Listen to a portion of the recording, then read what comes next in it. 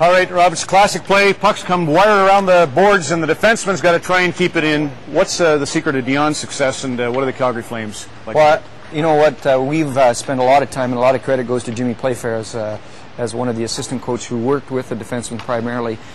Dion's success and a lot of our defensemen's success is the ability for them to be versatile and play on their off wing. And Dion's a left-handed shot playing on the right side, and his whole strength is being able to take that puck off the boards, get it to the middle, and get a shot through to the net. And again, it's not how hard you shoot it, it's the accuracy and the degree of getting it through and being able to make a play. The big important issue here is, again, he's in good position here. He's got to get to the wall, he's got to be able to stop that puck, and he's got to be able to keep his body, shoulders, and skates pointing into the zone. And again, that's important because if there's ever a turnover or a puck chips by him, he's able to escape back to the middle and still in good defensive positioning. So that's really crucial. So he's not like this. He's not like that. He's like this. He's like that. And again, he can use his momentum coming down from inside here to get to that puck.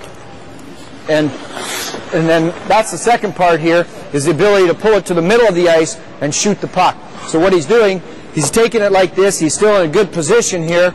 He's still square. And again, we always talk about our players being able to get to the middle of the ice, opening up shooting lanes and passing lanes. So you have a passing lane here, a passing lane over there, and a shooting lane. So he's taking that puck. Just before you leave, Rob, perpendicular, right angle, that stick. You can't have it at an angle. You can't have it like this because it hits it and goes through your legs and out into the neutral zone.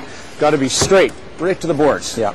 And the key there, too, Ron, is you're going to have to be in a position. It's difficult to take that puck and pull in one motion. You might have to stop it, let it hit your stick, and then be in a position where it pops out a bit to start pulling it towards the middle of the ice here. And again, you're staying square. The whole objective here, and again, Dion's got a great shot. The whole objective is to get it to the net, and he does a great job wristing it through, as do our other defensemen, Andrew Ferentz particularly as well. His skate's always outside the blue line, buys him a little more time, because with that extra 4 feet in the attacking zone now, so he's out here working across, shoulder square, and Dion's the best probably, happy feet, and then just wing. All right, let's see how good you guys are. This puck comes fast.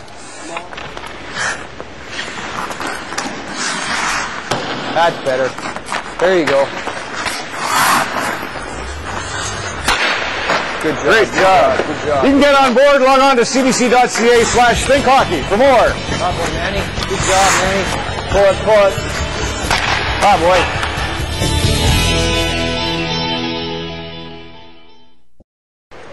Back with the head coach, Paul Maurice of the Toronto Maple Leafs. And Paul, now at the speed of the game, these short shifts, I got to think changing on the fly for you is a nightmare. Let's start with the worst area that you can make a change. The worst area is in the neutral zone when you don't have possession. And usually it happens when you've played in your end of the ice, you're tired, you've spit the puck out into the neutral zone, they have possession, and you've decided to leave the ice because you're so fatigued. The problem is, especially if they're fresh, they're bringing it right back on you now. The clutching and grabbing is gone, and what you've really done is hung all the players on the bench out to dry. What's your favorite place in the ice to change in? And it's rarely used, but the best place to change is in the offensive zone while you have possession of the puck. The problem with it is players don't want to come off the ice. But if you can't go from the offensive zone back to your own end and play well defensively, then it's time to change. The high forward, F3 you would call him, the high forward, he changes first. Hard to the bench, the 2D make a transition, comes on, the fresh player coming on goes over and rotates on the weak side, and then you can control the puck on a line change. That makes it the best. How many players are you going to try and get all 5 off if you continue on the attack? If it's playoff hockey and we're matching the line, those defensemen are staying on until Sakic or Sundin or whoever you're matching against is coming off the ice. But no, you want to rotate. You want the high man. At the worst case scenario, your high forward is now fresh. He can go back and play defensively and work low. It's a lot easier to get those 2 tired forwards off then. Okay. Worst disease in hockey? 1-foot-itis. This is my favorite, and it usually comes after you didn't get an opportunity in the offensive zone, and some fool failed to see that you were wide open, and it's the old 1 foot to the bench like this, usually shaking your head. And what you do is the guy on the bench now is about 4 or 5 feet behind where he needs to be, and you may have put your team in jeopardy for the rest of the shift. All right, quick change. No 1-foot-itis. Everybody here knows who they're taking? Yep. You've been communicating good. Coach is confident. He knows he's got players who know what they're doing. Paul's got what he wants. They're in the attacking zone. Paul, how are you going to change? A great way to change without giving up possession of the puck is in the offensive zone when you know you've been on the ice for 30 already. First guy to go is the high forward, and he's out. Strong, keep possession of the puck. Now we cycle it up the boards. We've got a fresh man there. Rotate it down. Off he goes. Here comes the next change. We've got and now our last forward coming up the board. Cycle it back down low. We never lose possession of the puck, and we've got all three fresh forwards. On our back end, our strong side defenseman goes first. Fresh defenseman comes out and rotates. Here's the switch. Look at that, staring at the puck on the way off, but coming to the bench hard. That's nearly perfect. 5 fresh legs on the ice. Holy moly! CBC.ca/thinkhockey for more. Ken Dryden always said of Gretzky and Lemieux, they had the luxury of time. Yeah. They bought a lot of time, and it's I don't know how they have it, but you think there's one thing you can do, and that's try to work at it. Yeah, absolutely. You know, one of the things, Ron, that I used to have to do, you know, when you're trying to score goals at the NHL level, you've got to have every advantage possible. I used to try to go into a practice thinking before I shoot a puck, any puck, all pucks, I'm first going to fake the shot and then move. So I'm trying to create that time and space, right? And when it really hit me, I remember Al McInnes and his big wind-up, you know, he'd go like this, and if you were on, you know, if I'm against him, I'm all of a sudden freezing. Well, that creates time and space. But the key piece is to fake and then move, fake and then move sideways. Final little story, Jacques Lemaire took me through a 8-game goal slump.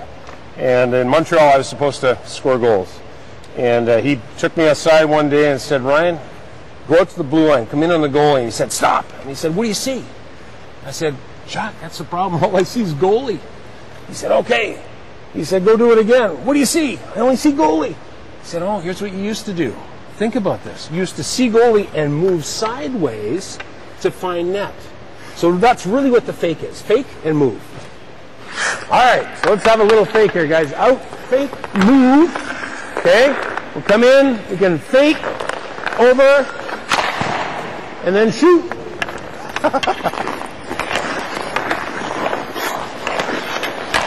Nice save, nice save. Cool. Nice. CBC. Oh, 5-hole. Think hockey. 5-hole. Or score.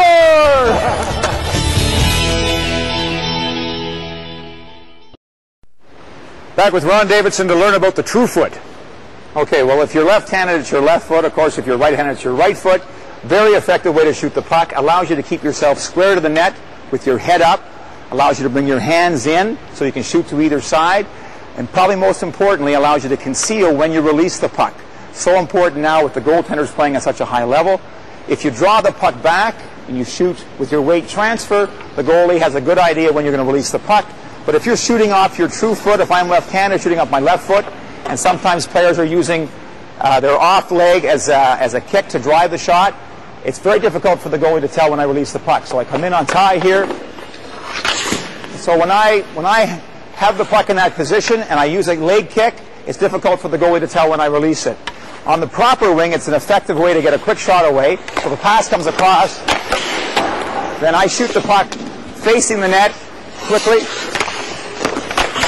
getting it away as quickly as I can off that foot.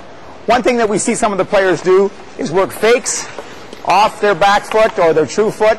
So if I'm coming in on tie on a breakaway, for example, and I lift that foot to fake the shot, I can drop my foot down and then deke off this side. Okay? Great way to practice if you've got a partner here with Joe is simply to pass the puck back and forth, making sure that both of you are passing the puck off your true foot. So Joe's going to be on his right foot, and I'm going to be on my left foot. And then I'm trying to get my hands into my body and work as much hand speed as possible, and then start to use a leg kick to get some drive into the shot.